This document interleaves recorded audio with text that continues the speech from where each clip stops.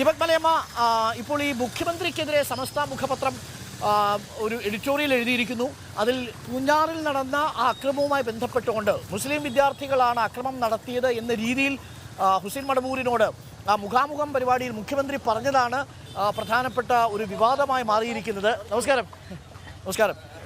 Okay, അപ്പോൾ എന്താണ് ദീപക് അതിനകത്ത് കൂടുതൽ വിവരങ്ങൾ? അതിൽ പറയുന്നത് ഏത് വസ്തുതയുടെ അടിസ്ഥാനത്തിലാണ് മുഖ്യമന്ത്രി ഈ മുസ്ലിം വിദ്യാർത്ഥികളാണ് അതിക്രമം നടത്തിയത് എന്ന് പറഞ്ഞത്? അത് വളരെ തരംതാണ ഒരു പ്രസ്താവനയായിപ്പോയി എന്ന രീതിയിലാണോ പത്രം വിമർശിക്കുന്നത്? സമസ്തയുടെ രൂക്ഷമായ വിമർശനമാണോ ആ പത്രത്തിൽ കാണുന്നത്?